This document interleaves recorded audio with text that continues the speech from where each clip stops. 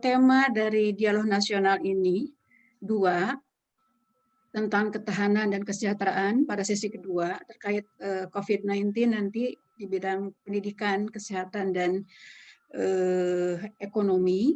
Di sesi pertama sengaja memang aspek atau tema perlindungan ini kita angkat karena memang betul-betul kita pahami, kita sadari bahwa keluarga Indonesia ini nampaknya betul-betul perlu perlindungan dengan instrumen yang memadai. Nah, saya membagi dalam 3 bagian dalam 15 menit ini. Pertama, konsep keluarga Indonesia itu seperti apa gitu ya. Kemudian mengapa ada segelintir elit yang ingin mengubahnya. Sehingga kenapa kita perlu instrumen perlindungan. Nah, maaf ini nggak kelihatan. Jadi konsep keluarga Indonesia dari landasan filosofis, landasan yuridis, maupun landasan sosiologis yang telah mengakar di dalam kehidupan keluarga Indonesia itu adalah yang hierarkis dan harmonis. Hierarkis di sini mengakui bahwa laki-laki sebagai kepala keluarga, sebagaimana juga landasan religiusitas yang dianut oleh sebagian besar masyarakat Indonesia yang Muslim, dan kemudian diakomodir di dalam undang-undang perkawinan. Dan kemudian hierarkis di sini tidak menjadikan laki-laki kemudian menjadi pihak penindas yang sekarang ini dimaknai demikian oleh para pihak yang menjadikan ini sebagai bahan kritis ya, dikritisi bahkan kemudian di dalam RUU Ketahanan Keluarga itu adalah bagian yang sangat ditentang. Karena sebetulnya walaupun hierarkis adalah dalam rangka pemberian amanah dan tanggung jawab dan kemudian membangun pembagian peran, fungsi dan tugas yang seimbang yang kemudian untuk membangun keharmonisan. Jadi prinsipnya adalah keadilan, keseimbangan, bukan kesetaraan. Kesetaraan dalam arti sameness atau kesamaan kondisi yang sangat tidak mungkin itu dalam prakteknya dilakukan ya. Jadi ada pengakuan perbedaan laki-laki dan perempuan, dan juga kemudian pentingnya pembagian fungsi peran dan tugas. Kalau di negara maju ada istilah namanya natural family, dan ini sebetulnya yang sama fitrah berkeluarga kalau mungkin di Indonesia ya, tapi mungkin belum jadi istilah yang dikenal ya. Dan natural family ini beda dengan traditional family, karena traditional family itu adalah perubahan dalam hal penggunaan teknologi dan pola hidup, sehingga bisa ada keluarga tradisional, modern, dan postmodern begitu ya. Tapi ini adalah yang natural family. Nah, yang berikutnya, kajian secara sekilas saya ingin menyampaikan kajian ketahanan keluarga masa pandemi COVID-19 di bulan pertama dan kedua. Itu justru mengkonfirmasi, mengokohkan keluarga Indonesia yang hierarkis dan harmonis, di mana keluarga justru dalam kondisi pandemi itu melakukan refungsionalisasi keluarga, reorientasi tujuan, dan pengakuan terhadap laki-laki sebagai kepala keluarga, pentingnya agama, dan pentingnya hubungan yang harmonis. Itulah sebetulnya keluarga Indonesia. Nah, lantas mengapa ada segelintir elit ya yang menganggap salah keluarga bentuk seperti itu? Mengapa dianggap tidak sesuai sehingga mereka kemudian kekeh ingin mengubah keluarga Indonesia? Memangnya keluarga Indonesia mau diubah seperti apa? Ini yang kemudian menjadi pertanyaan kita semua ketika kita yakin dengan apa yang kita jalankan, kita meyakini itu sebagai hal yang baik gitu ya, tapi kemudian ada segelintir elit yang ingin mengubah ini dengan suatu gerakan yang mengubah dan menyatakan bahwa pola hidup selama ini, pola hidup keluarga kita selama ini itu adalah sesuatu yang salah, yang kemudian tidak sesuai dengan perkembangan zaman. Nah, paling tidak saya mencatat ada 5 isu kontestasi dalam beberapa tahun terakhir. Delik kesusilaan di KUHP, ya, direvisinya sekarang juga. Tadi sudah ditayangkan video singkat 3 menit bagaimana pengajuan untuk judicial review ke MK untuk delik kesusilaan dalam KUHP untuk pengaturan larangan zina, perkosaan, dan kemudian cabul sesama jenis itu ditolak dan kemudian oleh MK karena berbagai pertimbangan kemudian masuk ke DPR. Nah, ini sedang berproses, tapi pada dasarnya ada pihak yang tidak setuju dengan pengaturan itu. Demikian juga masuk di dalam RUU penghapusan kekerasan seksual. Judulnya memang pasti kita setuju bahwa harus dihapuskan. Tapi bagaimana kekerasan didefinisikan, ini yang kemudian berbeda pandangan. Jadi kalau kekerasan itu didefinisikan sebagai hal-hal yang tidak disetujui oleh seseorang sehingga dianggap dipaksa seseorang itu dianggap sebagai kekerasan. Inilah yang sebetulnya kita tolak karena bisa jadi ucapan, perbuatan, gestur yang sifatnya mengedukasi terkait seksualitas mungkin tidak disetujui oleh seseorang, tapi sebetulnya tujuannya adalah sesuai dengan norma dan nilai.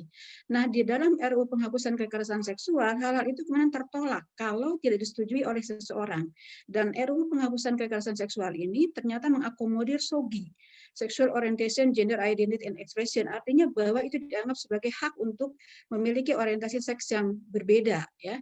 Kemudian juga bentuk kekerasan juga menjadi sangat longgar, ada pelecehan seksual, di mana kemudian pengelacuran itu dianggap sebagai kekerasan, sebagai dianggap dikriminalisasi kalau dilakukan dengan kekerasan, tapi kalau suka sama suka ya tidak dikriminalisasi. Dan RUU PKS ini tidak membedakan hubungan laki-laki dan perempuan di dalam ikatan keluarga dengan di luar ikatan keluarga, sehingga dimungkinkan adanya perkosaan di dalam pernikahan, ya, padahal di dalam KUHP sendiri tidak ada ya pasal itu. Nah, kemudian di dalam RUU Ketahanan Keluarga yang baru kemudian disahkan, diterima untuk dibahas, tapi langsung dalam beberapa hari langsung ditolak, rame-rame ditolak karena dianggap menyudutkan perempuan, mendiskriminalisasi sumber kehancuran keluarga, bahkan katanya hanya karena di dalamnya ada usulan ya satu pasal yang menyatakan laki-laki sebagai kepala keluarga. Padahal sebetulnya itu adalah ada di dalam undang-undang perkawinan, sehingga memang istilah-istilah tentang patriarki, anti patriarki begitu menggema sehingga kemudian menolak RUU Ketahanan Keluarga dan juga mencoba untuk mengubah Undang-Undang Perkawinan tahun 74 yang selama ini menjadi dasar pembangunan keluarga untuk diubah. Nah, satu lagi kontestasi yang sangat mengemuka adalah tentang orientasi seksual ya yang kemudian dianggap sebagai hak asasi manusia karena itu adalah bagian dari gender identity, gender expression, kemudian juga hak untuk menyatakan orientasi seksual yang berbeda dalam hal LGBT. Dan satu yang kemudian yang sangat mengkhawatirkan selama ini adalah sampai sekarang ya adalah bagaimana adanya suatu edukasi comprehensive sex education kepada para remaja yang menyatakan bahwa kamu boleh memilih apakah aseksual, biseksual, heteroseksual, homoseksual. Dan itu sudah kemudian dipraktekkan, disosialisasikan ke berbagai sekolah-sekolah dengan buku-buku panduan yang hampir diadopsi oleh Kementerian Pendidikan.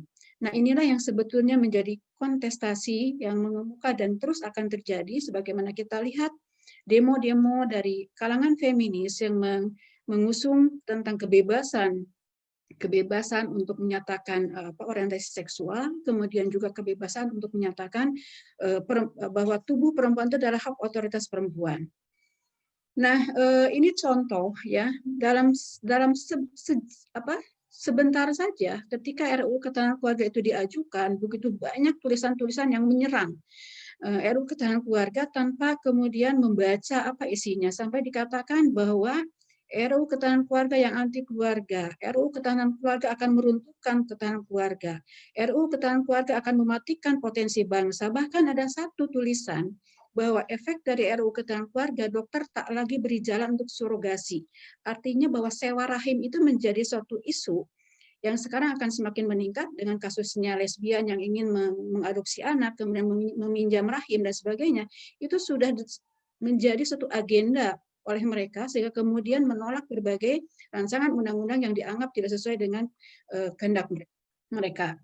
Nah, ini Bapak Ibu, salah satu contoh ya di opini Tempo, tulisan seorang guru besar suatu PTN di Depok ya, yang kemudian ketika ada selentingan ke KPPPA itu akan mengganti nomenklaturnya menjadi Kementerian Ketahanan Keluarga, itu baru selentingan, tapi kemudian ditolak luar biasa, dianggap sebagai penguatan konservatisme, kemudian itu adalah mendomestikasi perempuan, kemudian akan menghancurkan perempuan dan sebagainya, menghambat kemajuan perempuan dan sebagainya.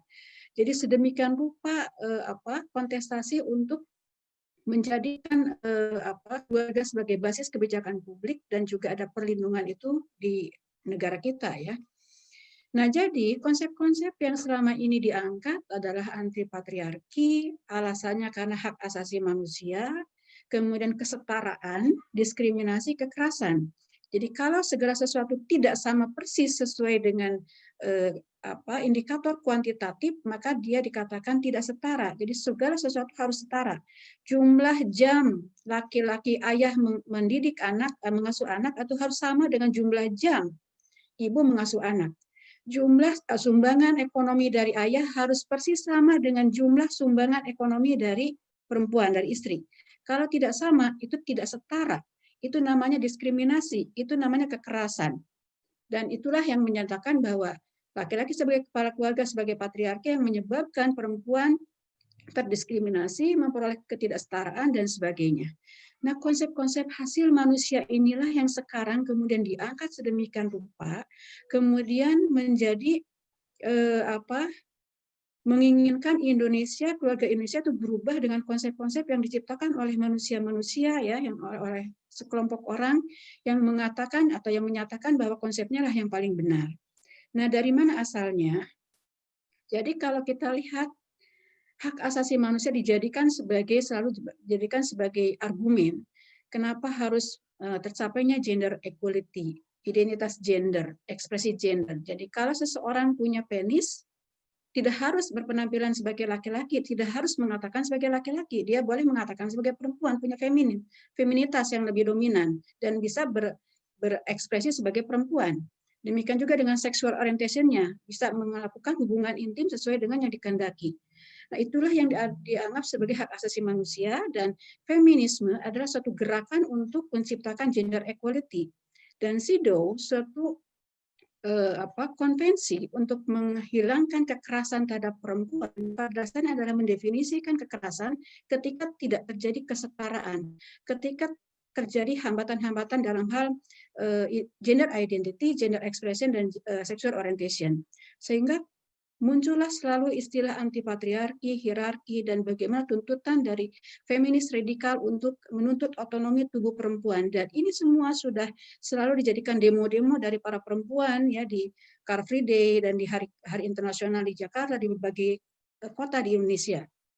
Jadi perempuan menuntut otonomi tubuh perempuan, sehingga kemudian mereka menolak rancangan undang-undang ketahanan keluarga karena melemahkan otonomi tubuh perempuan.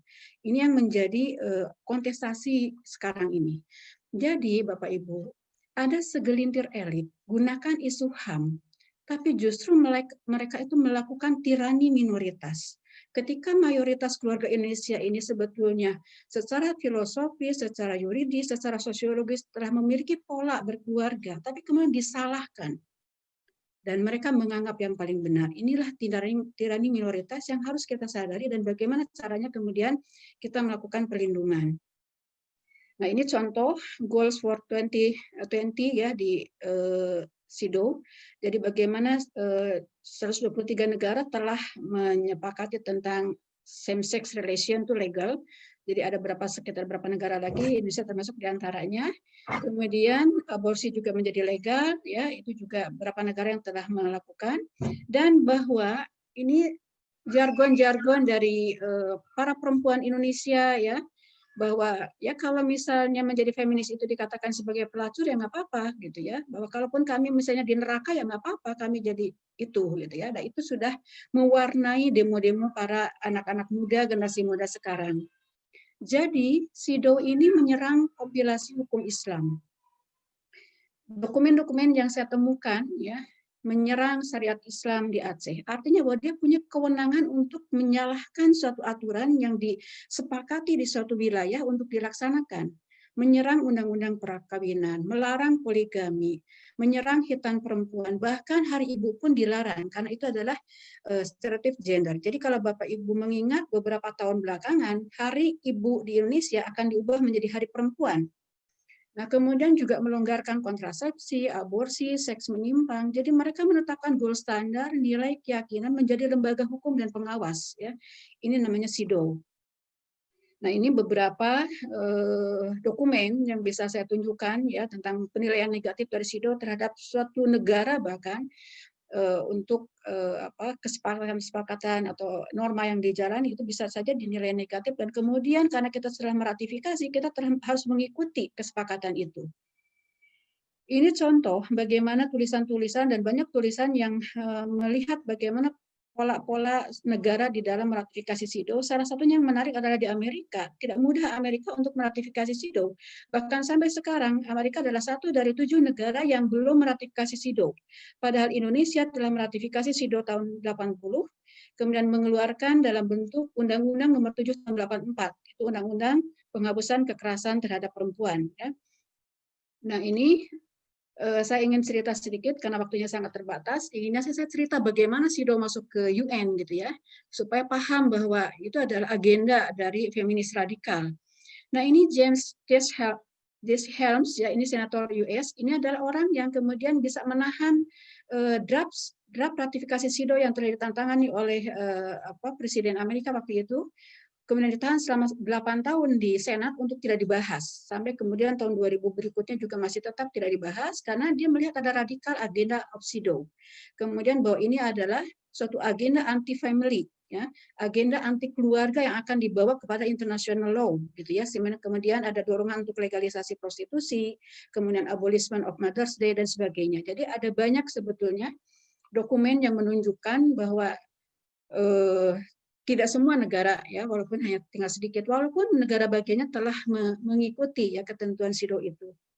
Nah, satu lagi, ini adalah Focus on the Family, suatu lembaga dari komunitas yang dia afiliasi ke gereja dan kemudian bagaimana menjalankan nilai-nilai Jesus Christ ya. Kemudian dia menilai bahwa CEDAW ini sangat berbahaya. Ada 10 alasan kenapa CEDAW tidak boleh diratifikasi. Jadi ini diantaranya adalah bahwa prinsip dasarnya juga adalah salah, kemudian dia violates the UN Charter ya, kemudian bukan cara Amerika itu, bisa membahayakan bagi perempuan dibandingkan dengan manfaatnya, membahayakan anak, membahayakan bahkan merusak, destroy ya, menghancurkan peran sehat antara laki dan perempuan, membahayakan pernikahan dan sebagainya.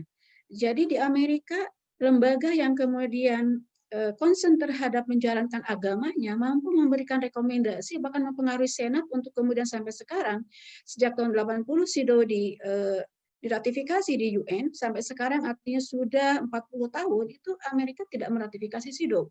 Nah, bagaimana dengan di Indonesia? Ini pertanyaannya.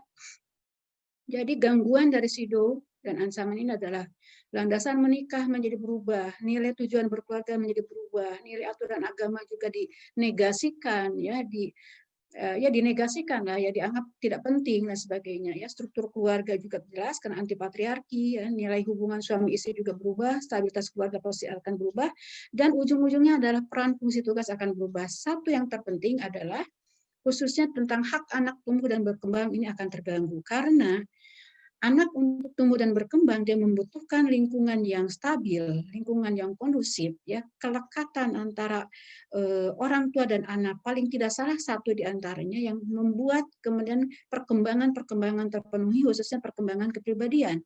Nah kalau misalnya